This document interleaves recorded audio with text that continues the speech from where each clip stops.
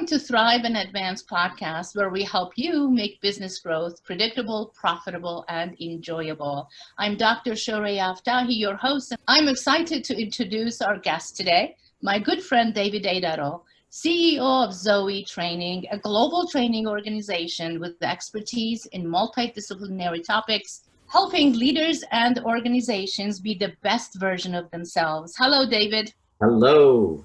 It's great to be here with you, Sheree. Thank you. I appreciate you giving us your time and your expertise and all your knowledge. So we all appreciate it. Having said that, I'd like to turn it back to you. And if you want to add a little bit about what you do, how you engage with your clients, and then we go from there. Absolutely. Well, I love what you already said. I think that does capture kind of what it would look like on a business card for us.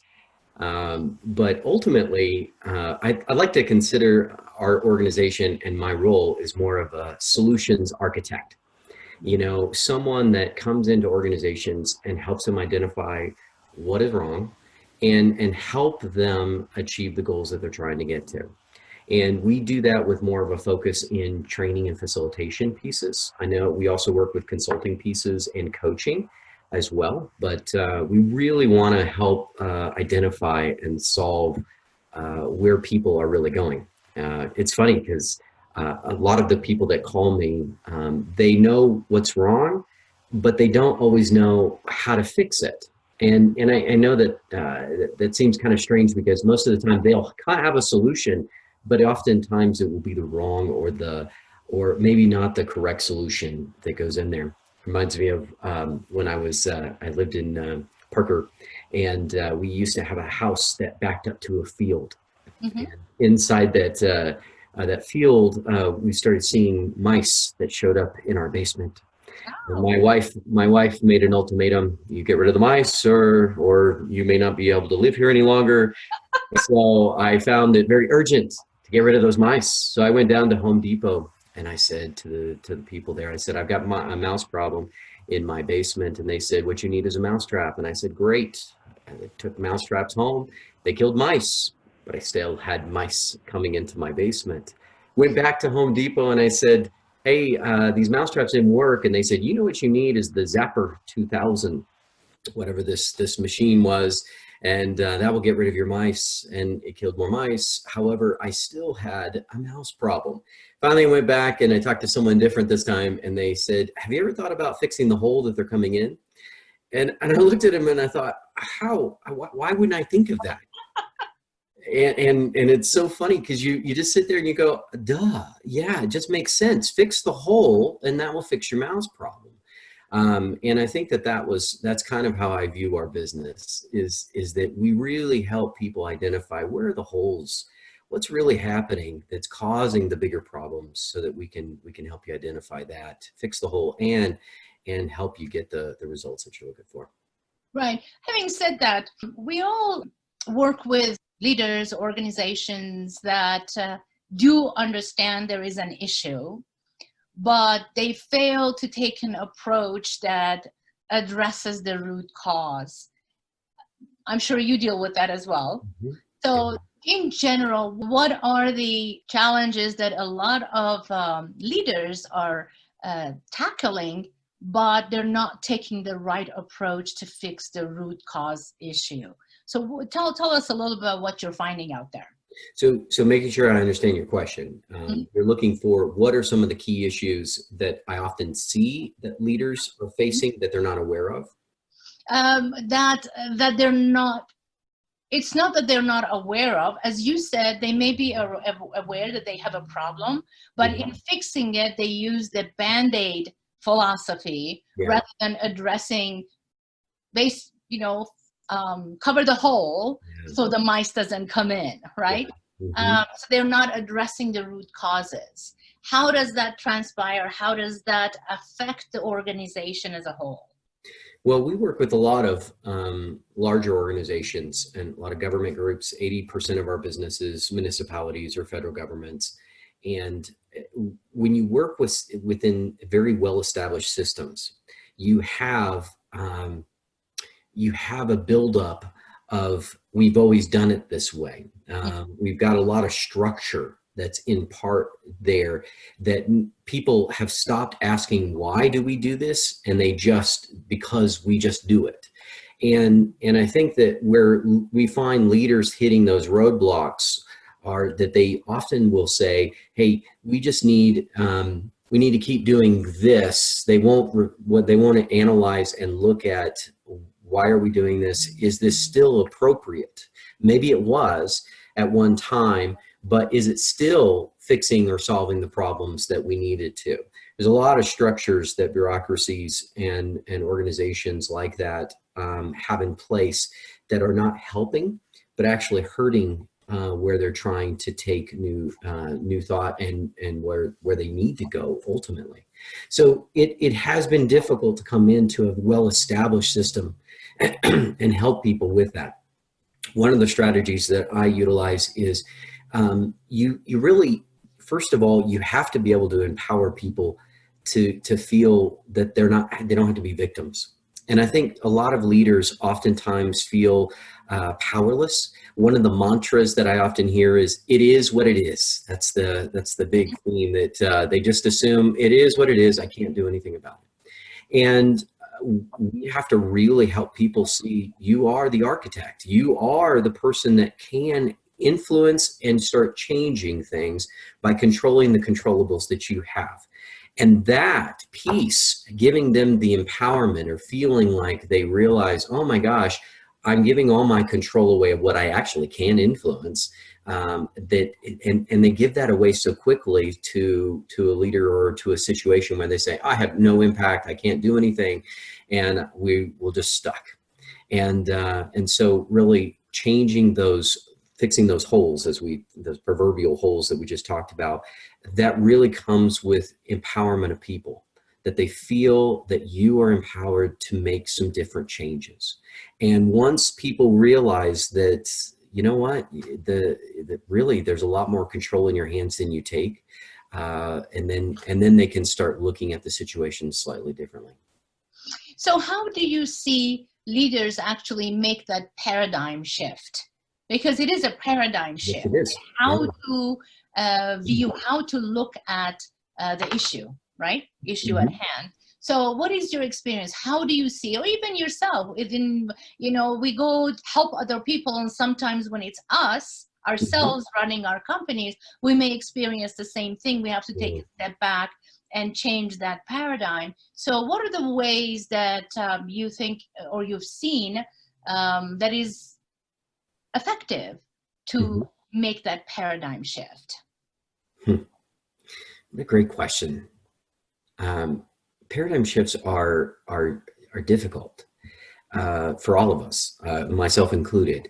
And when I think about how do I help leaders make the paradigm shift, one of the things that you really have to do is help them see that the problem or how they're doing things is not working. It's funny, in coaching, I have a book out called Breaking the Coaching Code. And one of the things I write about in there is there's a phenomena that I found in doing executive coaching.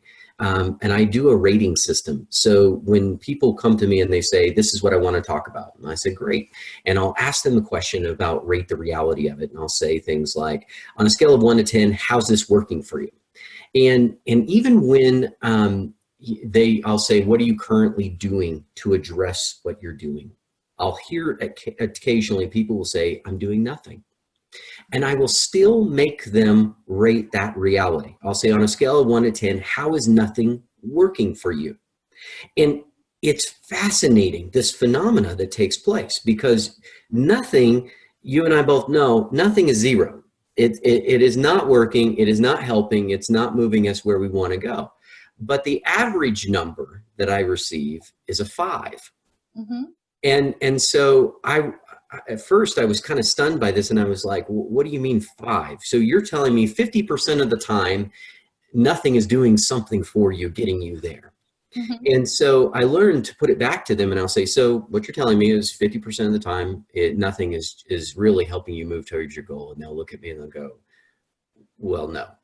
And I said, okay, how would we really score this? And they'll say, nothing is a 0. Okay, great. So what do we need to do? And they will look at me and they say, well, it sounds like we need a new plan. And that is essentially what you have to hear for a leader to be able to go to move to that next paradigm shift. They have to be able to say, it's not working. It's not, and if I keep doing this and expecting different results, we call that insanity. And so people, once you start drawing out the fact that the systems that they have in place, or that the goals that they're shooting for are really not getting them where they want to go, they start realizing, oh my gosh, nothing is nothing. I need a new plan. And what I try to tell people in coaching is you can't give people new plans until they realize the old system isn't working. And so my job as a leader is to help other leaders identify what is working, what is not. Now we do that through things like, 360s, other tools that help create those logical, those objective kind of feedback tools that will get people there to realize, oh my gosh, I'm not hearing what I need to hear, and I'm not seeing what I need to see. And so our job is to help them see and hear the things that they may not be willing to initially. As I'm hearing it, the best practice is for the leader to every so often step back and examine if things are working as is, and be open to a new way of thinking, because that openness, that awareness would lead to that paradigm shift, right? That would lead to the openness to either seek assistance from organizations such as yours to come in and help understand and digest what the issues are, and if the current method of dealing with them are working out or not. So that taking the time to step back as a leader. Yeah, that reflection is important, Sheree. And I think that's not, our biggest issue. I think mine, and I'll just speak from my perspective, my biggest issue is that I see my best intentions. I don't see my realities. And I judge myself based on my intentions. I don't judge myself based on my results. Other people base their perceptions of me based on my results and based on what I say or what my behaviors. But me, I give myself a lot more credit than I should. And I think leaders have to be able to have a mirror of some kind in their life, whether that's a spouse, a partner, an organization like ours or yours, that kind of puts a mirror up and says, here's the reality. Here's what the world is seeing. And this is where you're really at. And that check really gives us good perspective of knowing how to change that paradigm. Great. Now we'll go in and work with a lot of the management staff or other staff outside of the top leadership, executive leadership, for some functional skills training or assessments and as such. What are the challenges that you see from a skill perspective that really undermines the success of an organization that leaders need to be aware of to assess? Well, hands down, the number one issue that I see in most organizations that causes most of their problems is communication. Right? Communication is the greatest gap. I think that, we sell a lot of different classes. We have over 300 classes on our website and we work with 65 different speakers and presenters all over the country. And one of the things that I've noticed is that most of the classes that people call about, even though they may be kind of on the fringes of these interesting topics, they still come back to a communication gap or barrier that they're facing. So what we find is, how do we help people truly understand and speak or have a communication, open communication? How do they deal with difficult conversations? How do we really engage each other in a very trusting and safe way? Those are barriers that a lot of people are calling up, and they may not be able to identify. Most people don't call me up and say, we have a trust issue. They don't say that, but you go, well, it seems like we're not talking and we're not open to talking. We may have some trust issues. And so that's when we start dealing with how do we address those trust concerns. How to speak, how do we find common languages? I love tools like DISC and other things that are great resources to be able to help people see that it's not the person. You know, we really go at the person instead of making the problem the problem. You know, we make the person the problem. We go, well, you're doing this to me, and maybe they're just speaking a different language and how they're responding to that. I give the example in my class. I said, what do we as English speakers do when we travel abroad in some other place where they don't speak our language? And oftentimes people will say, you know, what is it? We call it the ugly American. What do we do? Well, if someone doesn't understand our language, we speak louder and slower English. And it's so funny because louder, slower English makes no more sense to someone that doesn't speak the language. And that's what we do with our personalities too. We often come in and we try to get our approach across in our communication style. And we think everyone should speak our language. And so we really work hard to help people organizations find what's our languages. How do we become quadlingual or multilingual in this? And how do we work through this and decide how we're going to become as an organization? Mm-hmm. So that's a great segue, communication and leading to emotional intelligence. Mm-hmm. Because from a social perspective, we learn to control the words we use, but a lot of times we don't control the way our body language expresses our feelings and thoughts to other people, which is at the heart of emotional intelligence, and whether it's self-regulation or the social regulation piece. Yeah. So you do a lot of work in emotional intelligence with companies, right? That is correct. So how do you see that playing into the communication work?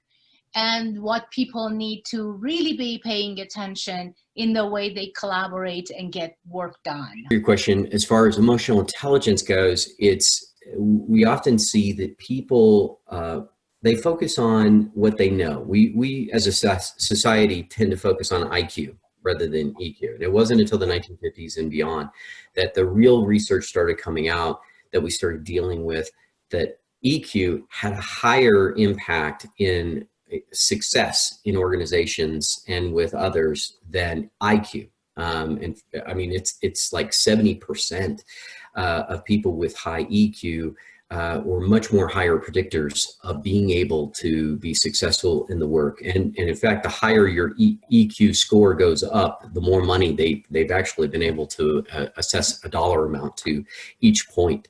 I will tell you that emotional intelligence is difficult because you have to be able to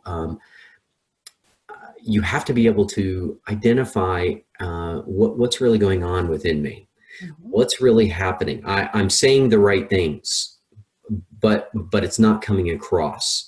And many people aren't willing to, you know, again, going back to that concept, I judge on my intentions. I also judge my words. Other people don't judge my words. They judge my behaviors and actions and my tone, my body language. Those things become more of an issue.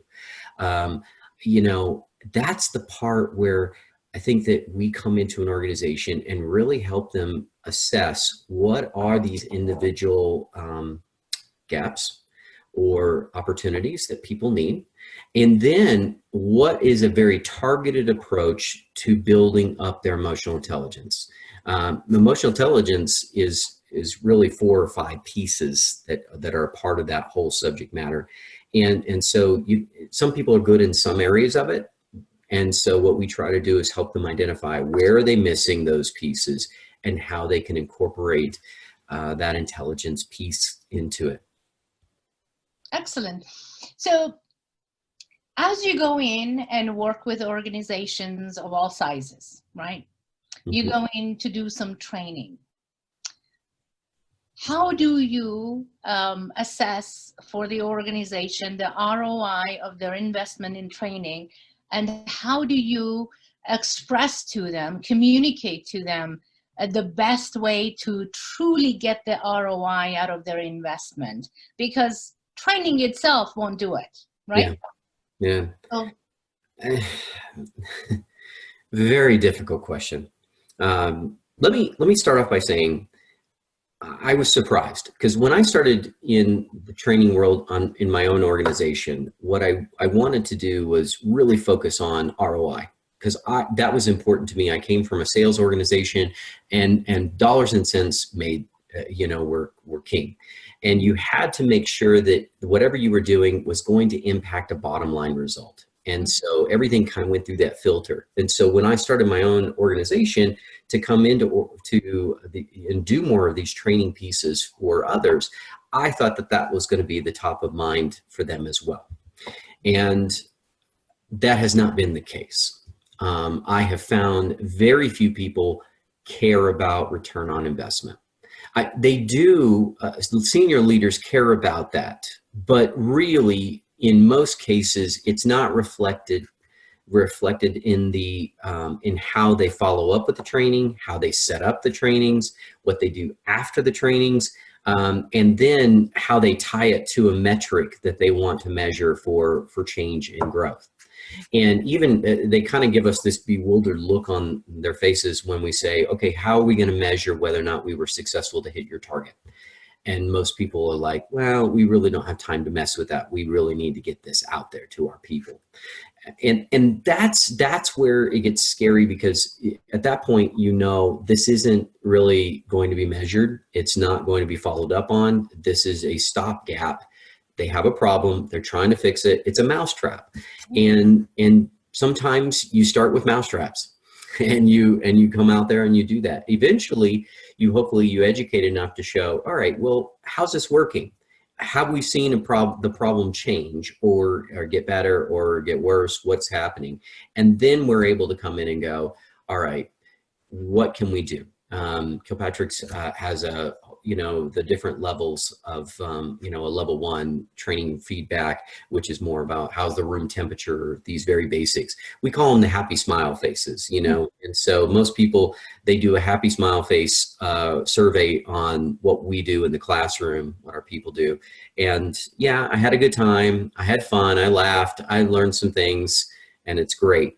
We would love to see more of that level 2, level 3, even a level 4, where it's talking about what are you going to do with this? How have you done something with it? How has it impacted your business and changed your results? The biggest hindrance that we've seen with ROI measurements is the companies themselves, that they don't want to measure ROI in most cases. So right. So for our audience, the leaders in our audience, it's really important to take notice that to get the most benefit out of the training for their people, it is very important that they have a holistic view of what that training, which training is an introduction, as you said, and the follow-up and what comes after training and enforcing the behaviors that we look for is where you find the ROI, where ROI usually is the performance increase. When the performance increases, you get more profit, there is more ROI from whatever ventures that we are seeking. So the message here for our audience is, don't take training as a pill that's going to fix everything, but look at it more holistically as to what you wanted to do, and not only introduce it, but also make sure there are measurements of the follow-up, follow-through, and enforcement of the consequences are in place. yeah. Yeah, no, that makes sense. There was a great article that came out a few years ago called "The Great Train Robbery," and really what it was talking about was training robbery is what they were planning out on there. But it was talking about how so many people just threw money at training, that was the fix all. You have a problem in your work, here we have a person that's not as underperforming, send them to training. We have a person with an attitude problem, send them to training. That was the catch-all for everything. What we found, though, was only about 10% of what people learned in a classroom ever saw its way back into the workforce. And part of that mistake was that we didn't set the training up correctly. Should this have been a training? Should it have been a coaching? Should it have been something else that might have fixed that other problem? But for those that were aligned, how did we set it up to begin with correctly? Then we went through the training, the content, did we follow up with it? And then what were the other pieces that we added in? And that's where we saw an increase from a 10% turnaround in your training all the way to 70 to 80% in your return on your investment. Yeah. And that's where it's so important to really make sure that you're not just throwing a class at something, but you're throwing a solution at something, and a class is a part of that solution. Great. Now we've been talking about you as you helping your clients, organizations, and as such. And this question is for you as a business leader. Since you've taken over leading your organization, you have seen consistent, steady growth. Mm-hmm. But growth comes obviously with challenges. What are some of the challenges that you've had to overcome in growing the business? And what are the things that you recommend for other leaders to be forewarned, to be aware of as they're scaling their business? There's one word that comes to mind, and that is trust. Mm-hmm. I think trust is it's one of those things we take for granted. And when you own your own business, you start trusting people differently. And what I mean by that is when you work in the corporate world, and I worked in the corporate world most of my career, and what I noticed was that we understood trust. We trusted a little, the company trusted us a little, and we understood this. When it's yours and you want 100%, and it's kind of like, how do you care? You care about your organization so much more than you did the organization you potentially worked for. It's yours. Your money's invested. Your time is invested. And now you are hiring people, and you want to trust that they care as much about your organization and your customer and your success as much as you do. Mm-hmm. And the reality is that many of them are just people that are getting a paycheck, and they're getting that. And so what the difficulty in scaling was, how do I trust people to care enough about my customers and my well-being and about the growth that we're about to do, and the same way I do? And my early on problem was I was assuming that would be the case. Mm-hmm. And that was my naivety. It is not the case. People are coming and showing up for a paycheck. And so what happens is that we've ended up going into, how do we build trust with people that makes them want to be more trustworthy in the organization? And that came back to caring about their people in a different way. I can't expect, there's this old saying that says that people don't care what you know until they know that you care. People won't care about your customers until they know that you care about them in a very impactful way. I realized that it was not about getting stuff done through people. It was about caring about the people I was getting stuff done through. And that my most important customer were those people that I worked with every day. And really slowing down enough, hearing their needs, and seeing those things in a different light. I walked through one of our key people. I was going through their office the other day, and I had just given them something to do, and I slowed down long enough just to hear something in their voice. Mm-hmm. And I sat down and I said, "How are you doing?" And it was this moment where all of a sudden they turned around. "I'm fine." I said, "Really?" And then it came out. And this person just poured out some of the things that they were feeling, some of the pressures they were feeling at home, and the things that they were dealing with. And I just listened. It wasn't my job to solve all those things. Mm-hmm. It was their job to solve those things. But caring about them as people turned around and invest. That's an investment in my customer, because that means that they feel an obligation to start investing into others as well. Right. Caring for your people as people, not numbers. Mm-hmm. It goes to the heart of engagement, right? Yes. Employee engagement. Why would they engage? Because they have a voice. They are empowered, and also they feel that someone cares for them within that organization. Yes. So that's a huge lesson. Yes. Well, you can't buy trust. That's the one thing I've had to learn. You can't buy loyalty. Yeah. You've got to be trustworthy, and you've got to be loyal. And as you're scaling, what happens is it's about, most people just think, oh, it's so easy. And it really, it's not just about hiring people.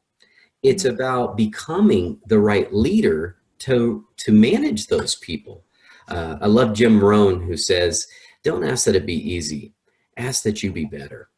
And I think that that's an important part of what I've had to learn, is that most of the mistakes that I've made aren't necessarily what my people have done. It's how I've managed the people that I have. Right. So that takes me to, you mentioned you have published a book. Your book, Breaking the Coaching Code, goes to the heart of how do you lead people? Mm-hmm. And every leader has to be able to coach, especially if you're getting the work done through others. Mm-hmm. So what is the main message in your book to its readers? Well, the reason I wrote the book was not that the world needed another coaching book. The leaders are being asked every day to do coaching. I mean, that's in a lot of job titles and descriptions, and they'll put down, yeah, you want to coach your people. But what I found is that it's one of the few things that we really don't offer leaders. We don't give them the tools to be successful to do that. And what does that look like? I'd walk into a room of people, let's say there were 100 people in there, and I'd say, what is coaching? I'd get 100 different answers. And so we're asking people to do something that isn't really well defined. Mm-hmm. And so some people would see it as feedback. So if I just tell you what I'm thinking, then I've coached you. If I mentored you, then I've coached you. And so what I found was that there are really 4 zones to coaching. And the reason why we wrote the book was to help understand those key elements that are essential. And the 4 zones are: 1 is feedback. There's a time and a place for feedback. And that's really coming back to, you've got a problem, go fix it.